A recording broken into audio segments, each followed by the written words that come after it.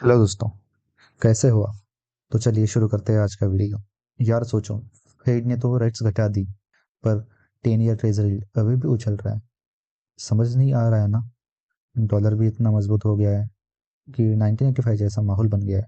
ये 2025 क्या कर रहा है, समझ नहीं आ रहा है।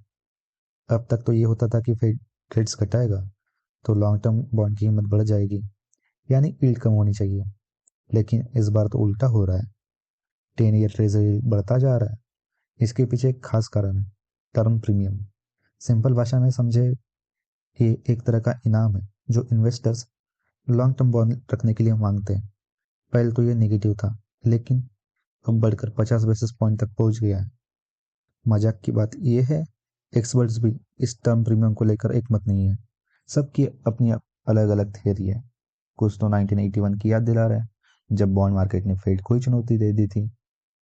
1981 में क्या हुआ था, ये समझना जरूरी है। उस समय भी फेड ने रेट्स घटा दी थी, लेकिन 10 ईयर ट्रेजरी यील्ड 12% से बढ़कर 16% तक पहुंच गया था। आज भी कुछ ऐसा ही हो रहा है। चार्ल्स शॉप्स के एनालिस्ट बताते हैं कि 10 ईयर ट्रेजरी यील्ड और फेड फंड रेट के बीच में करीब 120 बेसिस पॉइंट का अंतर होना चाहिए। अभी तो फेड फंड रेट 4.5% है, तो ट्रेजरी यील्ड 4.5 टू 4.75% के बीच में रहना चाहिए। लेकिन अगर 10 ईयर ट्रेजरी यील्ड 5% के पार चला जाएगा तो क्या होगा?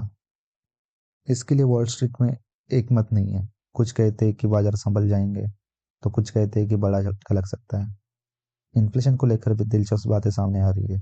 जिम बियांको के रिसर्च के मुताबिक, जब फेड ने 2022-2023 में दरें बढ़ाई थी तो इन्फ्लेशन की उम्मीदें कम हुई थी। जब रेट्स स्टेबल थे तो इन्फ्लेशन भी स्टेबल था, लेकिन अब जब रेट्स घट रही है तो फिर से इन्फ्लेशन की चिंता बढ़ने लगी है।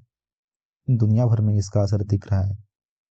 आईएनजी रिसर्च ने इसे टर्म्स करेंसी यूर प्रॉब्लम कहा है। मतलब मजबूत डॉलर और बढ़ते ट्रेजरी यील्ड से दुनिया की अर्थव्यवस्था परेशान हो रही है। ब्राजील, चीन जैसे देश अपनी करेंसी को बचाने की कोशिश कर रहे हैं। एशिया में कई देश भी दबाव में है। अब आगे क्या होगा, ये देखना दिलचस्प होगा। एनालिस्ट का मानना है कि अगर फेड रेट्स लगातार घटाता रहा और इन्फ्लेशन कम होती रही तो 10 ईयर ट्रेजरी यील्ड 5% तक जा सकता है। लेकिन इसके लिए सब कुछ ठीक ठाक चलना चाहिए, कोई बड़ा झटका नहीं लगना चाहिए। दिसंबर की फेड मीटिंग में भी संकेत दिया गया है कि 2025 में रेट्स धीरे धीरे घटाई जाएगी। पहले तो ये लग रहा था कि फेड तेजी से रेट्स घटाएगा, लेकिन 2024 के अंत में जो एम्प्लॉयमेंट नंबर्स आए उन्होंने फेड को थोड़ा सावधान कर दिया। अगर देखा जाए तो बढ़ते ट्रेजरी यील्ड और मजबूत डॉलर के कारण इन्वेस्टर फिर से अमेरिकी बाजार की ओर आकर्षित हो रहे हैं। ट्रेजरी पर 5% का रिटर्न मिल रहा है, साथ में डॉलर भी मजबूत हो रहा है। इससे अमेरिकी बाजार बहुत अट्रैक्टिव लग रहे हैं। इसका असर पूरी दुनिया पर पड़ रहा है।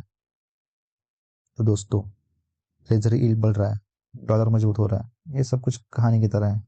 इसमें चुनौतियां भी है और अवसर भी। अगर ये ट्रेंड जारी रहा तो पूरी दुनिया के फाइनेंशियल खेल बदल जाएंगे। आपका क्या मानना है? क्या 10 ईयर यील्ड 5% के पार जाएगा, या फेड कोई बड़ा फैसला लेगा? नीचे कमेंट करके जरूर बताएं। और हाँ, इस चैनल को सब्सक्राइब करिए ताकि आपको इस तरह की जानकारी मिलती रहे। अगर आपको ये वीडियो पसंद आया है तो लाइक ज़रूर करें और इसे अपने दोस्तों के साथ शेयर भी करें। तब तक के लिए जय हिंद।